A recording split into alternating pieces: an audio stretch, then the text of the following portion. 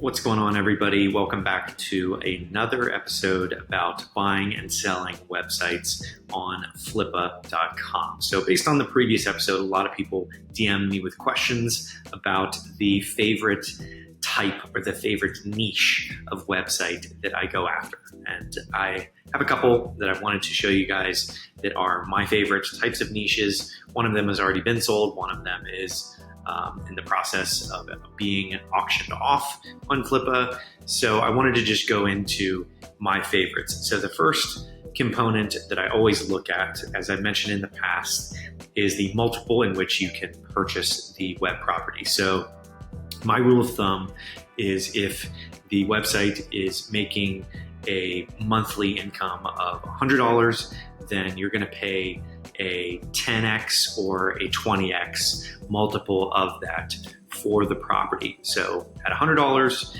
you're going to be paying about $1,000 or $2,000 for the property per month.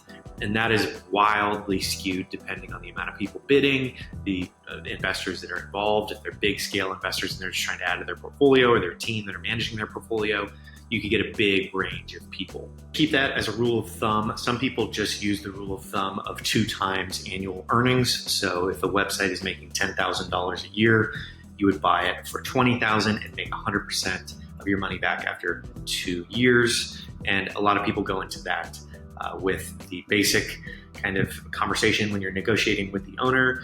And I like to think of it as a monthly multiple. It's easier for me to explain and walk through that. So that's the first bit that we need to keep in mind here. The second piece is the type or the niche that a lot of you guys asked about.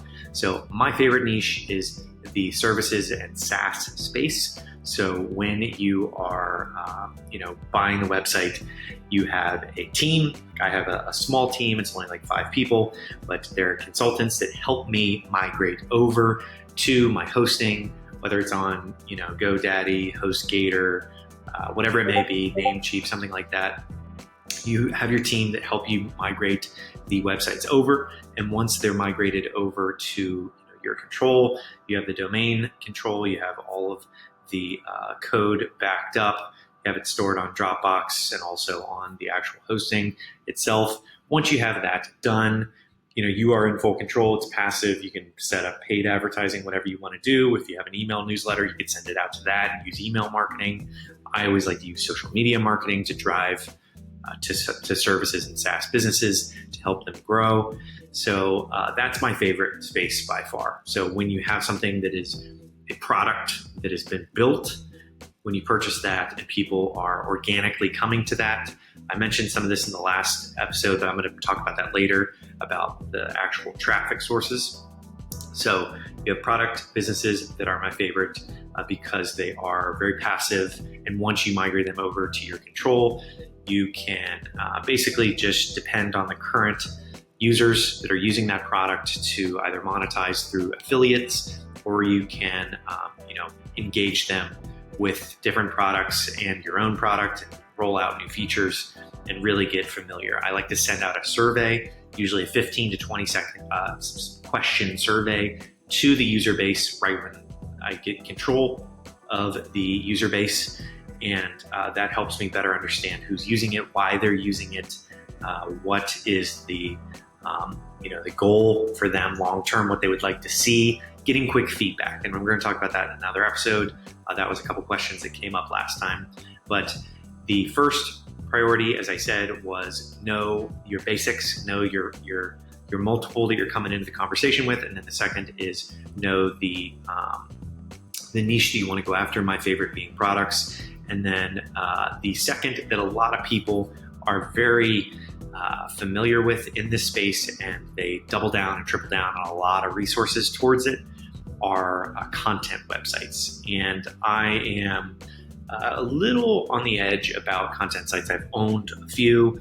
I've had success with them. I have not had success with them. It really depends on the amount of effort that you are putting into it, whether you're hiring virtual assistants to help you really double down on the content. And if it's a niche website, which it probably is, if it's for sale on one of these marketplaces, is that you're going to see a big uptick in the amount of resources you need to put into it to help it grow.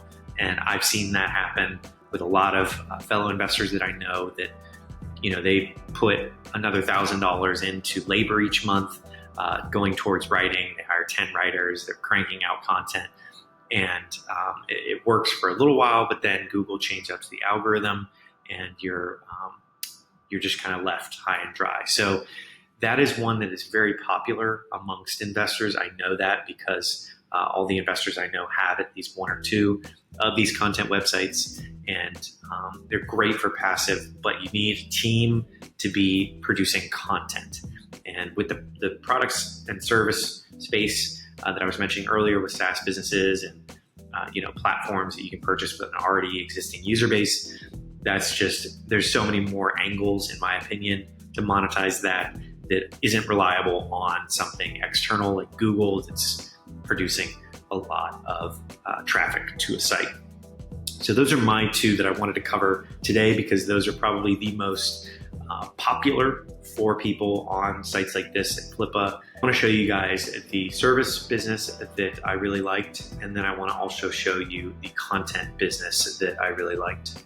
So right when you come to the auction listing, you can see spreadsheetnut.com. It sold for $8,500. This was all done on back channels in the messaging. Done on here, you can see there's one bid. And I spoke with the guy who owned this, really nice guy. And it is a cool business. I like it. I like spreadsheets. I like the fact that it is a marketplace. So literally people can go on there, post spreadsheets, sell spreadsheets. Very cool idea. And this was making $300 a month. And he says that it's growing rapidly. It's been around for 3 years. And this is the probably one of the most important parts that I look at right away is flat growth here. I like seeing this because that means that there's a substantial amount coming from organic, usually is the case. Even flat revenue, you can change this once you get a hold of it, but this is a really good sign. It means that it's consistent, and you can even see that it's growing a little bit there. And here is the page views. You have organic, direct, social, and referral, and the percent of total. So 79% organic, which is 8,400 page views, and this is basically the monthly amount by Google Analytics. So really healthy numbers by the organic reach, because this is what's going to keep producing long term. And then direct is usually your email marketing and things like that. It's mainly based in the United States, and really solid, healthy numbers coming from the organic side. And you can see here the profit. So there's actual hosting costs associated with this that he didn't include, but really, really healthy numbers here. And you could probably hire a virtual assistant to help you for like maybe $50 a month, and they could really help manage the whole side of things, both sides of the marketplace and everything. So this is one that I communicated with. I think that 8,500 was too high for the purchase price, and it was his only transaction. So I was looking at the buyer, but at a multiple that I was saying earlier, 10x or 20x. 10x would be $3,000 for this, and then 20x would be $6,000. So it was just slightly above that, and this would take you, if you don't grow the business, it'll take you probably 3 years to get your money back for investing in that. But it is a really solid, consistent return, and organic is the main driver to it, which is really healthy. And you could definitely fuel the fire with some content marketing or something on this. The next one is called Weird Worm, and it's a content site that I was talking about earlier. Built in PHP, 9 years old, only making $88 per month. The last posting on it was done, I think, over 2 years ago. So it's been stagnant for a while, or actually, no, sorry, a year ago. And they have been producing content pretty consistently on the site up until then. And you can see here that the organic and referral, so referrals usually coming from a different website, and organic is obviously coming from Google, but referrals are a really great source of long-term, because that could mean good backlinks to different websites that are talking about it. And in this case, it's a news site, so that's a lot of people usually sharing it on their blogs and whatnot. And this is a 10-year-old site, so usually 10 years old. They say 9 here, but 10 is a really healthy number for Google. And as I said before, you have that flat line that's really consistent and really healthy, almost 100,000 page views a month. And let's look at the actual distribution. United States is 37,000, almost 38. So I can see why the revenue is low here, because they're not doing it using anything other than AdSense, which does seem a little bit peculiar that they're not doing anything like affiliate links or any sort of content recommendation. Seems strange, but yeah, really great, solid numbers here. You can see a little bit of a downtrend, but you can change that by adding more content, and really nice, steady numbers. So this is something where you'd offer $1,500, $2,000 really on the low end. They're clearly asking for much, much more than that. They're asking for almost a 40x multiple of monthly revenue, which is not a reasonable bid there for something like this, especially something like content that you need to double down on investing in the output of your team. So that's going to apply another, let's say, profit will go down by $50, $100 a month because you got to produce content. So then you're reliant 100% on your new content to really take off. So I would offer something like, 2-3K at most here, and then hire a VA to just crank out content that has to do with I think it's just a general news site, but healthy numbers. Pleased with this listing. It's always good to see referral and organic being more than half. When that makes up more than half of the traffic, you're in good shape. That means that right when you get it, it's not just going to stop producing anything. So really low numbers here on the ad side, and that's just because they're not supplementing it. The site used to make $1,000 to $3,000 per month easily when we worked on it actively and promoted it on social media. So you can see that they slowed it down.